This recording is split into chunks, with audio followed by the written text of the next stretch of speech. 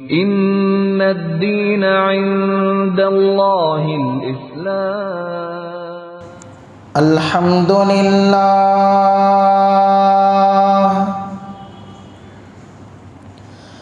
الحمد للہ الذی ابدع الافلاک والارضین، والصلاة والسلام علی من کان نبیا وآدم بین الماء والتین، وعلى آلہ واصحابہ اجمعین، اما بعد، فاعوذ باللہ من الشیطان الرجیم، بسم اللہ الرحمن الرحیم۔ اذن للذین یقاتلون بأنہم ظلموا وإن اللہ علی نصرہم لقدیر۔ وقال تعالی فی مقام آخر، کنتم خیر امۃ اخرجت للناس تأمرون بالمعروف وتنہون عن المنکر وتؤمنون باللہ، صدق اللہ العظیم۔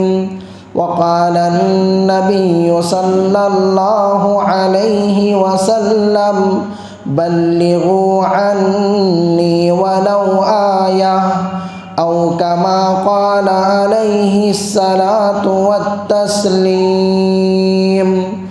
اللہم صل علی سیدنا مولانا محمد فی اول و اوسط و آخر کلامنا، رب اشرح لی صدری ویسر لی امری، واحلل عقدۃ من لسانی یفقہوا قولی۔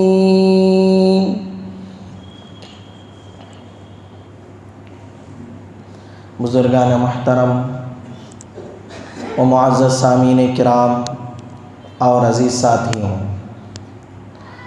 گزشتہ جمعہ ہم نے آپ حضرات کے سامنے کہا تھا کہ آئے دن ملحدین کی طرف سے، معترضین کی طرف سے، دشمنان اسلام، گستاخان رسول کی طرف سے مذہب اسلام پر، مقدس قرآن پر اور پیغمبر اسلام حضرت محمد صلی اللہ علیہ وسلم پر اعتراضات ہوتے رہتے ہیں،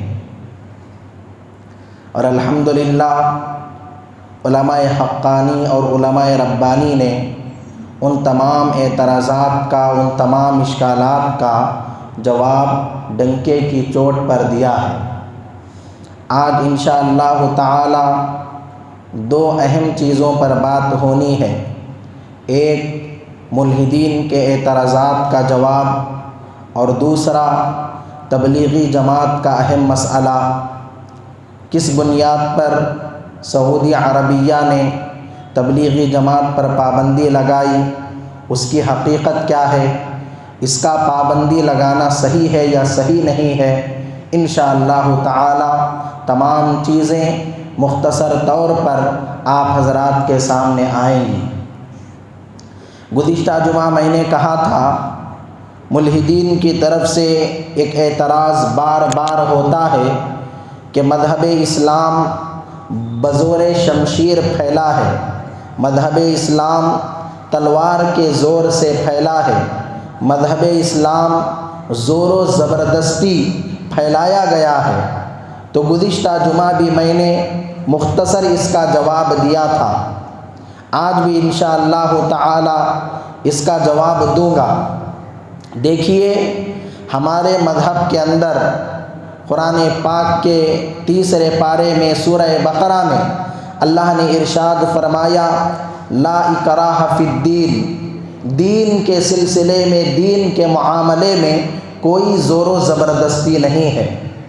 حضرات مفسرین فرماتے ہیں لا اکراہ فی الدین کا مطلب لا اکراہ فی قبول الدین، لا اکراہ فی قبول الدین، دین کو قبول کرانے کے سلسلے میں کوئی زور و زبردستی نہیں ہے۔ وہ الگ بات ہے کہ مسلمان اسلام کی خوبیوں کو بیان کرتے ہیں، اسلام کے اوصاف و کمالات کو بیان کرتے ہیں، اسلام کی خصوصیات کو بیان کرتے ہیں، اسلام کی اچھائیوں کو بیان کرتے ہیں، اسلام کی بھلائیوں کو بیان کرتے ہیں۔ اب اگر کوئی آدمی ان خصوصیات کو دیکھ کر، ان اوصاف و کمالات کو دیکھ کر، ان خوبیوں کو دیکھ کر اسلام قبول کر لے، اس کا معاملہ اس کے دل کا معاملہ، اس میں ہماری طرف سے کوئی ظلم و زبردستی نہیں ہوتی۔ قرآن پاک میں اللہ نے کہا فمن شاء فلیؤمن، جو چاہے ایمان قبول کرے اور جو چاہے کفر کرے۔ ایمان لائے گا اس کا معاملہ، کفر کرے گا اس کا معاملہ۔ اللہ نے اعلان کر دیا فمن شاء فلیؤمن ومن شاء فلیکفر، جو چاہے ایمان قبول کرے، جو چاہے کفر کرے۔ تو مذہب اسلام کے اندر شروع ہی سے کوئی ظلم و زبردستی نہیں ہے، کوئی جبر و تشدد کا معاملہ نہیں ہے۔ پوری مکہ کی 13 سالہ زندگی میں نبوت کا اعلان ہونے کے بعد ایک واقعہ ایسا نہیں دکھا سکتے کہ اللہ کے نبی صلی اللہ علیہ وسلم نے یا جن صحابہ نے اسلام قبول کر لیا تھا کسی کی گردن پر تلوار رکھ کر یہ کہا ہو کہ اسلام قبول کرو ورنہ قتل کر دیے جاؤ گے۔ پوری مدنی زندگی آپ اٹھا کر دیکھ لیں، اللہ کے نبی کی، حضرات صحابہ کی پوری زندگی کھنگال کر دیکھ لیں، کہیں بھی آپ کو ایک واقعہ بھی نہیں ملے گا، ایک ثبوت بھی نہیں ملے گا، ایک دلیل بھی نہیں ملے گی۔ حضرت علی رضی اللہ تعالی عنہ کے دور خلافت میں حضرت علی بادشاہ ہیں، امیر المؤمنین ہیں، حضرت علی کی زرہ چوری ہو گئی۔ حضرت علی نے دیکھا کہ وہ زرہ یہ ایک یہودی کے پاس ہے۔ حضرت علی نے پہچان لیا اور جا کر اس یہودی سے کہا یہ میری زرہ ہے، چوری ہو گئی تھی۔ اس یہودی نے کہا نہیں یہ میری زرہ ہے۔ پھر بات ہوئی کہ قاضی شریح کے پاس جایا جائے۔ اس وقت قاضی شریح قاضی تھے، چیف جسٹس تھے۔ تو حضرت علی اور یہودی قاضی شریح کی عدالت میں گئے، قاضی شریح کے پاس گئے۔ اب قاضی شریح مسلمان ہیں، حضرت علی مسلمان ہیں، امیر المؤمنین ہیں، بادشاہ ہیں، اللہ اکبر، اور آپ کی عظمتیں فضیلتیں کیا کیا ہیں۔ اگر قاضی شریح کو پوچھا جائے بغیر کسی فیصلے کے ان میں کون سچا ہے تو قاضی شریح قسم کھا کر بتا سکتے ہیں کہ حضرت علی سچے ہیں۔ لیکن اس کے باوجود اسلام کا جو اصول ہے، اسلام کے جو قانون ہے، اس کے مطابق انہوں نے کہا کہ دونوں اپنے گواہ پیش کرو، یہودی بھی گواہ پیش کریں، حضرت علی بھی گواہ پیش کریں۔ تو حضرت علی رضی اللہ تعالی عنہ نے اپنے بیٹے حضرت حسن اور اپنے یہ غلام خنبر کو گواہ میں پیش کیا۔ قاضی شریح نے کہا باپ کے حق میں بیٹے کی گواہی قبول نہیں ہوتی، باپ کے حق میں بیٹے کی گواہی قبول نہیں ہوتی۔ تو حضرت علی نے کہا ٹھیک ہے اس غلام کی گواہی کو قبول کر لو۔ قاضی شریح نے کہا غلام کی اپنے آقا کے حق میں گواہی قبول نہیں ہوتی، ان کے علاوہ گواہوں کو پیش کرو۔ حضرت علی نے کہا ان کے علاوہ میرے پاس کوئی گواہ نہیں ہے، ان کے علاوہ میرے پاس کوئی ثبوت نہیں ہے۔ قاضی شریح نے فیصلہ کیا کہ زرہ یہودی کی ہے، فیصلہ کر دیا ایک اصول کے مطابق، ایک قانون کے مطابق۔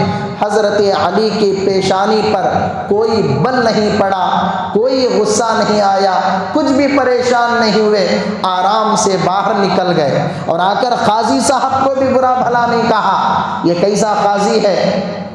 مسلمان کے مقابلے میں یہودی کے حق میں فیصلہ دے دیا، امیر المؤمنین بادشاہ کے مقابلے میں ایک عام آدمی کے حق میں فیصلہ دے دیا، کوئی تبصرہ نہیں۔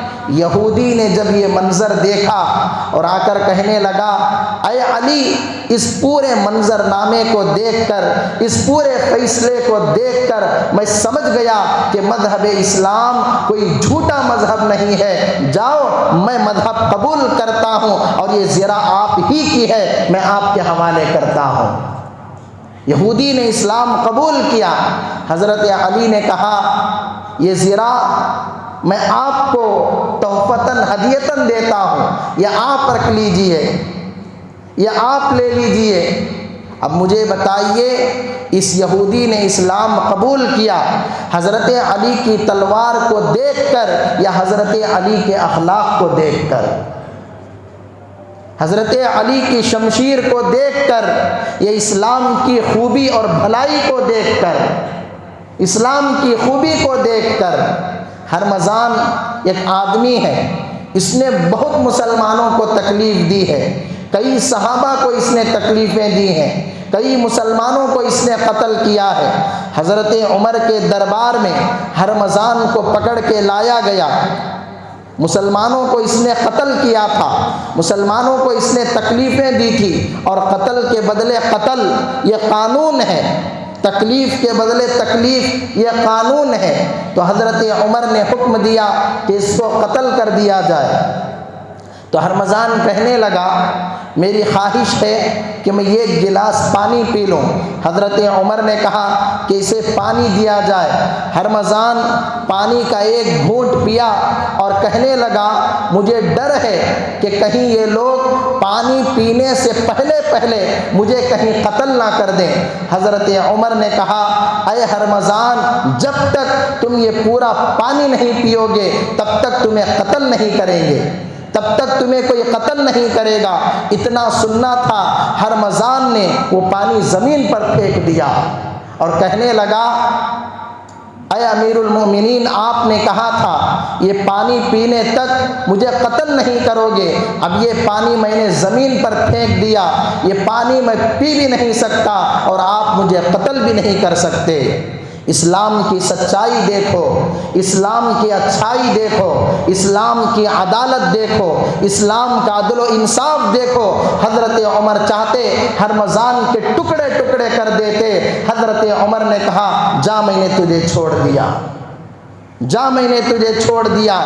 ہرمزان یہ منظر دیکھ کر، ارے پھانسی کے تختے پر وہ کھڑا ہوا تھا، قتل کے میدان میں وہ کھڑا ہوا تھا، اس کے باوجود بخش دیا گیا، چھوڑ دیا گیا۔ ہرمزان کہنے لگا، اے عمر فاروق، یقیناً آپ کا مذہب جھوٹا نہیں ہو سکتا، آپ کا مذہب سچا ہے، میں اسلام قبول کرتا ہوں۔ اب مجھے بتائیے، اس ہرمزان نے حضرت عمر کی تلوار کو دیکھ کر اسلام قبول کیا یا حضرت عمر کے اخلاق کو دیکھ کر اسلام قبول کیا؟ تو جو لوگ اسلام قبول کرتے ہیں، ایمان قبول کرتے ہیں، وہ اسلام کی خوبیوں کو دیکھ کر، اسلام کے کمالات کو دیکھ کر، اسلام کی خصوصیات کو دیکھ کر، اسلام کی خوبیوں کو دیکھ کر کرتے ہیں۔ ان پر کوئی ظلم و زبردستی نہیں چلتی۔ اور میں نے قرآن پاک کی سورہ بقرہ کی 3 پارے کی آیت پڑھی نا، لا اکراہ فی الدین، دین کے معاملے میں کوئی ظلم و زبردستی نہیں ہے، کوئی زبردستی نہیں ہے۔ اس کا شان نزول بھی آپ سنیے۔ قبیلہ بنی سالم بن عوف کے ایک آدمی مسلمان ہو گئے اور ان کے 2 بچے مسلمان نہیں ہوئے تھے۔ جب یہ مدینہ منورہ گئے تو ان کے 2 بچے مکے سے تجارت کی غرض سے مدینہ منورہ آئے۔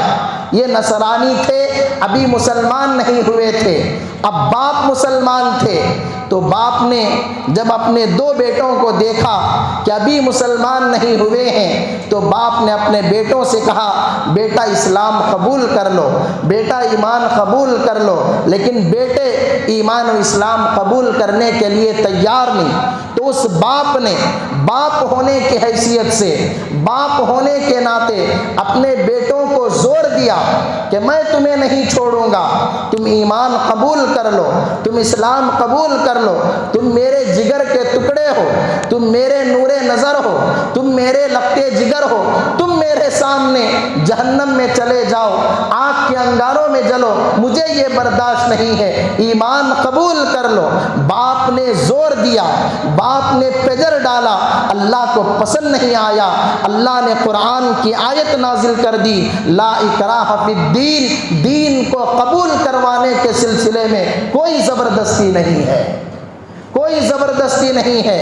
اللہ کے نبی نے ان کو بلایا اور بلا کر کہا یقیناً وہ تمہارے بیٹے ہیں، یقیناً ان کا تمہارے سے خون کا رشتہ ہے، اس کے باوجود آپ ان کو ایمان و اسلام قبول کرانے کے سلسلے میں کوئی زبردستی نہیں کر سکتے، کوئی جبر و تشدد نہیں کر سکتے۔ اسلام کی تعلیم تو یہ ہے، اور خواہ بدنام کیا جاتا ہے کہ تلوار کے زور پر پھیلا، ظلم و ستم سے پھیلا، جبر و تشدد سے پھیلا۔ عالمگیر اورنگزیب رحمۃ اللہ علیہ کا نام لے کر یہ دھوکہ دیا جاتا ہے کہ عالمگیر اورنگزیب رحمۃ اللہ علیہ نے ہندوستان کے کئی ہندوؤں کو، کئی غیر مسلموں کو زبردستی اسلام قبول کرایا۔ سراسر جھوٹ ہے۔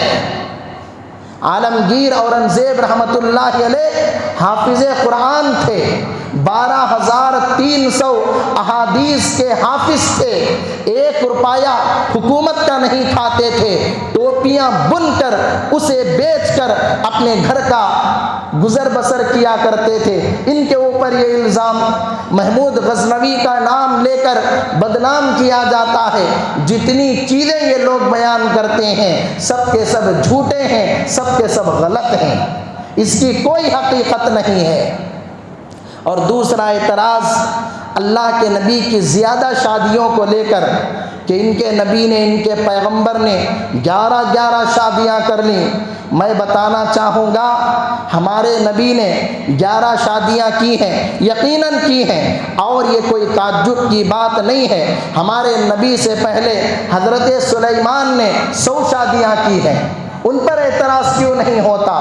کئی انبیاء نے زیادہ شادیاں کی ہیں، ان پر اعتراض کیوں نہیں ہوتا؟ چلو بھائی، حضرت سلیمان تو مسلمان تھے نا، حضرات انبیاء تو مسلمان تھے نا، تمہارے خدا، تمہارے معبود، تمہارے گرو، تمہارے بڑے کرشنا نے 16,000 شادیاں کی، اس پر اعتراض کیوں نہیں ہوتا؟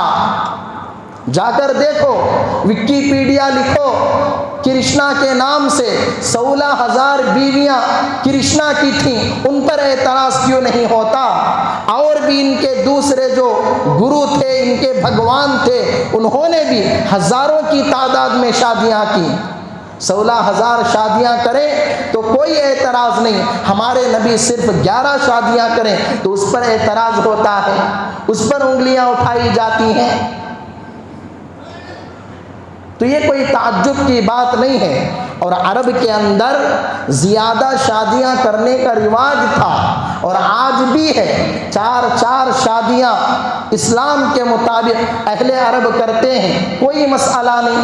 ہمارے نبی نے 11 شادیاں کی، ہمارے نبی کی خصوصیت تھی۔ اس میں حکمت کیا ہے؟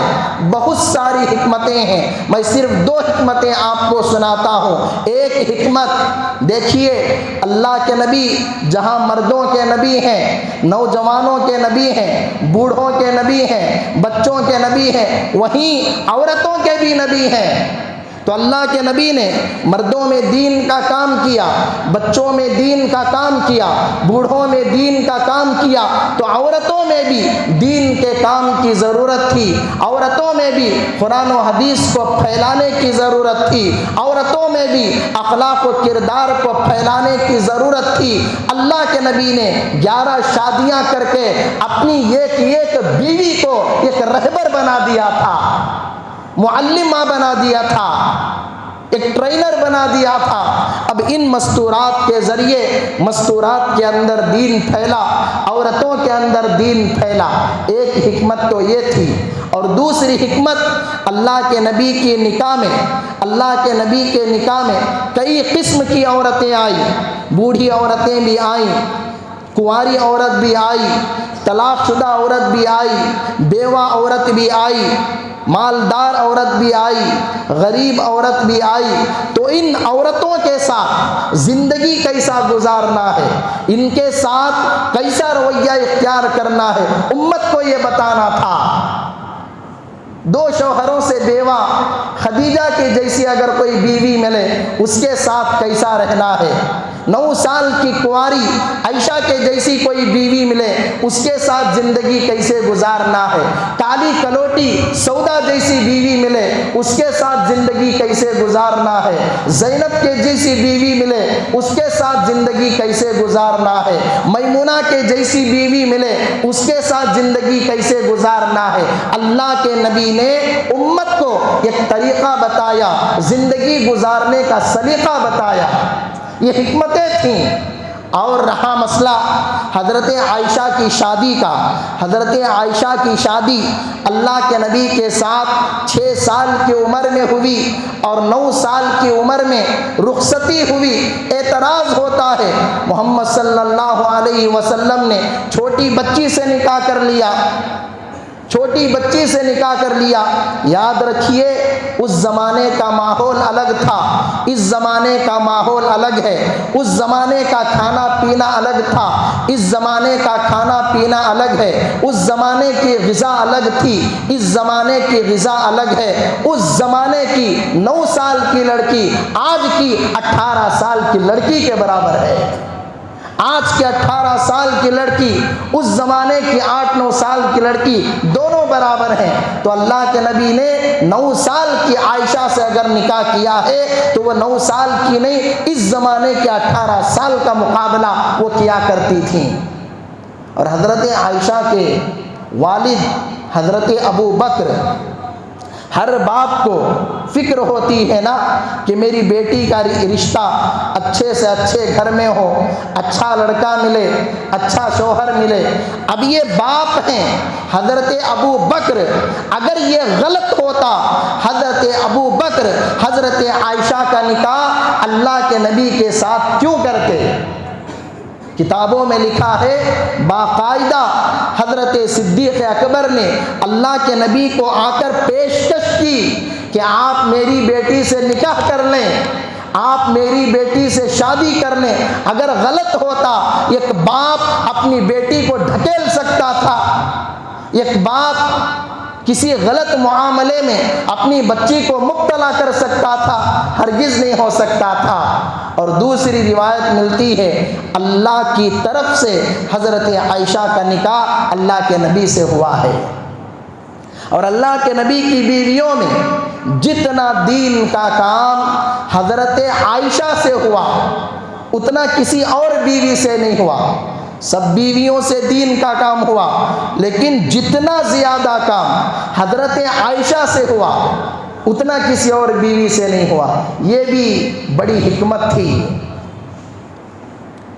ایک اہم مسئلہ تبلیغی جماعت کا آپ حضرات کو معلوم ہے، تقریباً 1 ہفتہ پہلے سعودی عربیہ نے تبلیغی جماعت پر پابندی لگائی، تبلیغی جماعت کو بیان کیا۔ آخر اس کی حقیقت کیا ہے؟ کیا صرف تبلیغی جماعت پر پابندی ہے یا کسی اور جماعت پر بھی پابندی ہے؟ تو اس کا جواب یہ ہے کہ سعودی عربیہ میں صرف تبلیغی جماعت پر نہیں، ہر مذہبی جماعت پر پابندی ہے، ہر مذہبی جماعت پر پابندی ہے۔ الاخوان المسلمین، الدعوہ، بہت ساری جماعتیں ہیں، ہر جماعت کے اوپر وہاں پابندی ہے۔ اس کی وجہ کیا ہے؟ سعودی عربیہ وہاں بادشاہت کا نظام چلتا ہے، جتنے بھی اسلامی ملک ہیں ہر ملک کے اندر بادشاہی نظام چلتا ہے۔ تو ان بادشاہوں کو، ان شہزادوں کو ہمیشہ ایک ڈر لگا رہتا ہے کہ کہیں یہ قوم ہماری بغاوت نہ کر دے، کہیں یہ قوم ہمارے خلاف نہ کھڑی ہو جائے۔ اور اکثر و بیشتر بادشاہوں کی مخالفت، بادشاہوں کے خلاف مذہبی جماعتیں کھڑی ہوتی ہیں، اس لیے کہ مذہبی جماعتیں قرآن و حدیث پر عمل کرتی ہیں، شریعت پر عمل کرتی ہیں۔ اگر وہ دیکھتے ہیں کہ قرآن و حدیث کے خلاف کوئی کام ہو رہا ہے، شریعت کے خلاف کوئی کام ہو رہا ہے، سنت کے خلاف کوئی کام ہو رہا ہے، تو وہ بادشاہوں کے خلاف کھڑے ہو جاتے ہیں کہ یہ کام شریعت کے خلاف ہے، یہ کام سنت کے خلاف ہے، یہ کام صحابہ کے خلاف ہے، یہ کام تابعین کے خلاف ہے۔ وہ کھڑے ہو جاتے ہیں اور ان کی کرسیوں کا مسئلہ آ جاتا ہے، ان کے تختوں کا مسئلہ آ جاتا ہے۔ ہمیشہ ان شہزادوں کو، ان بادشاہوں کو یہ ڈر لگا رہتا ہے کہ کہیں ہماری کرسی چھین لی نہ جائے، کہیں ہمارا تخت گرا دیا نہ جائے۔ تو اپنی کرسی کے ڈر سے، اپنے تخت کو بچانے کے چکر میں یہ مذہبی جماعتوں پر پابندی لگاتے ہیں۔ پوری سعودی عربیہ میں کسی بھی مذہبی جماعت کو کھل کر کام کرنے کی اجازت نہیں ہے۔ تبلیغی جماعت اس سے پہلے جو کام کرتی تھی، گھروں کے اندر رہ کر، ہوٹلوں کے اندر رہ کر یا دیگر مکانات میں رہ کر وہ کام کیا کرتے تھے۔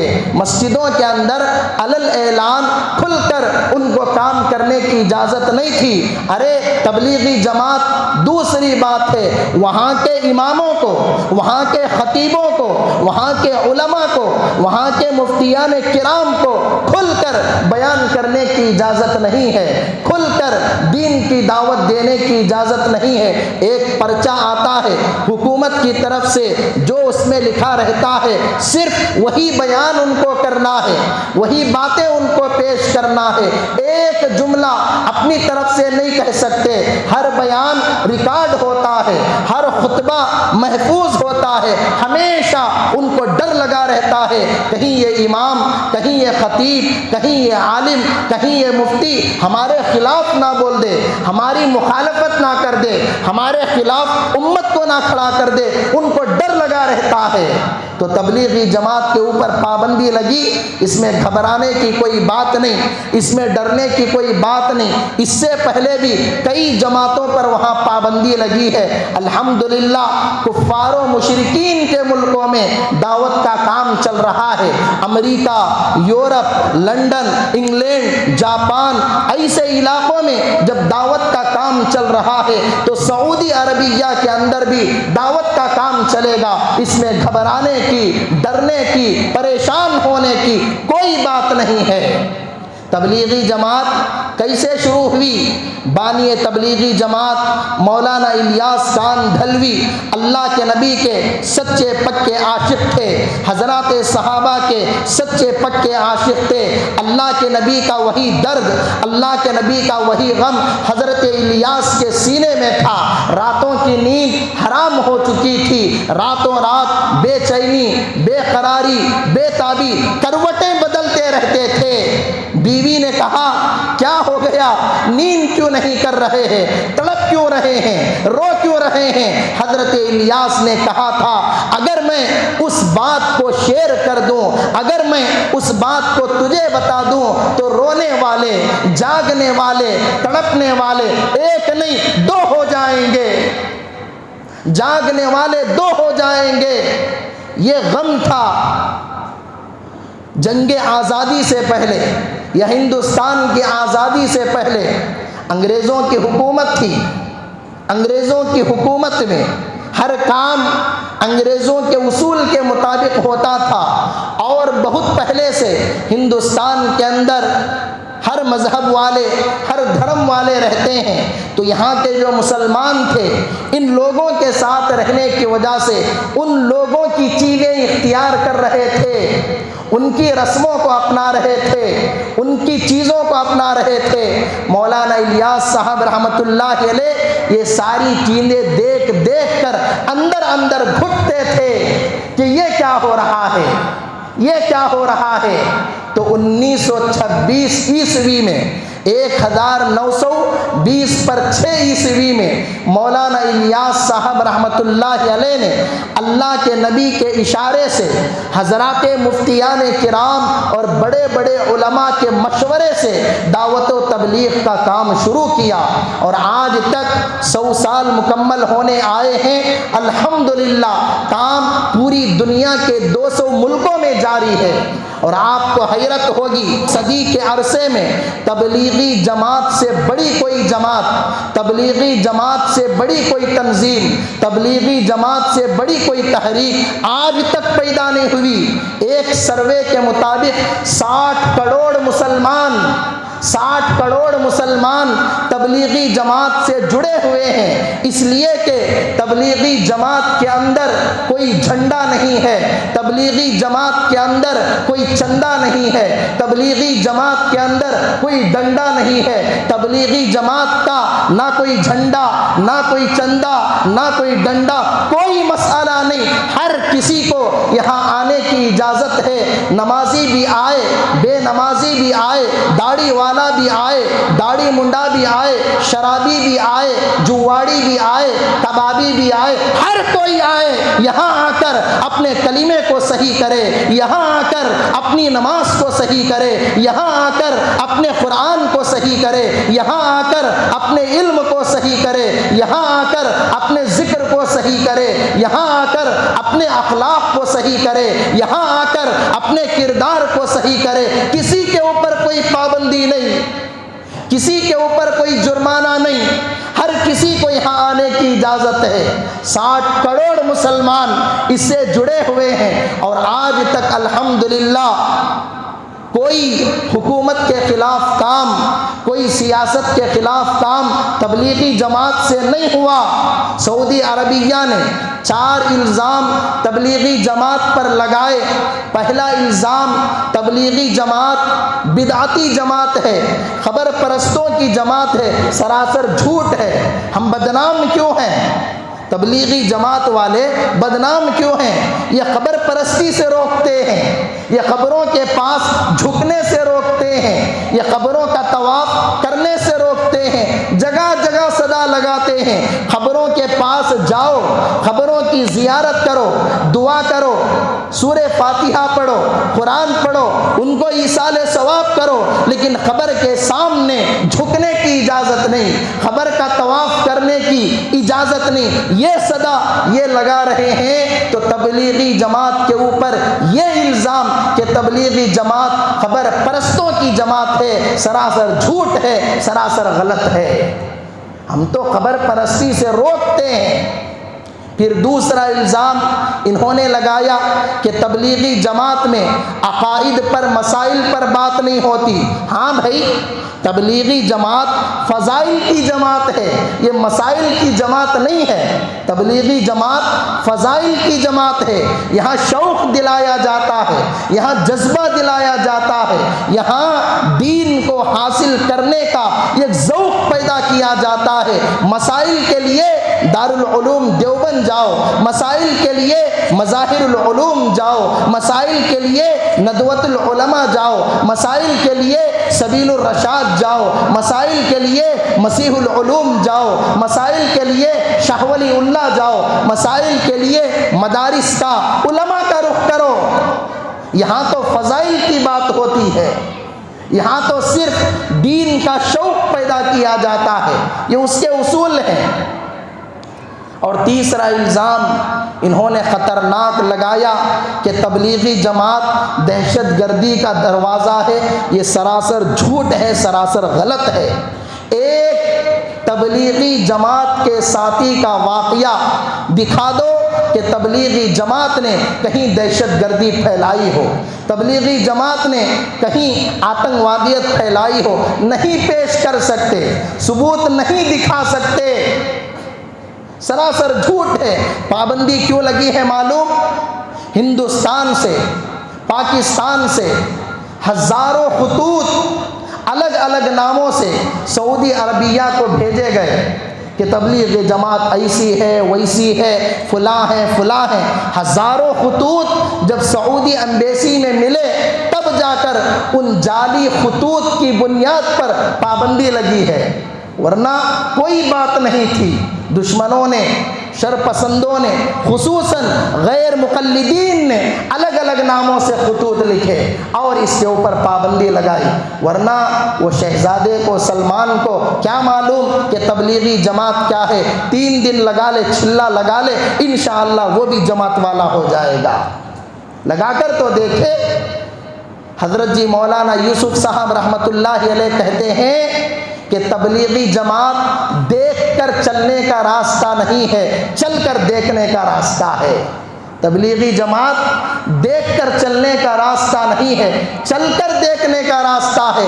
ایک مرتبہ 3 دن لگا کر دیکھو، ایک مرتبہ نظام الدین جا کر دیکھو، ایک مرتبہ سلطان شاہ جا کر دیکھو، ایک مرتبہ ریون مرکز کو جا کر دیکھو، زندگی نہ بدلے تو کہنا.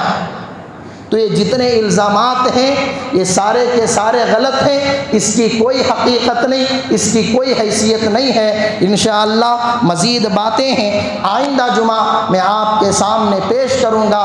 دعا فرمائیں اللہ تعالی ہم تمام کو کہی گئی باتوں پر، سنی گئی باتوں پر عمل کرنے کی توفیق نصیب فرمائے. آمین. وآخر دعوانا ان الحمدللہ رب العالمین. اللهم صل على سيدنا محمد. اللهم صل على سيدنا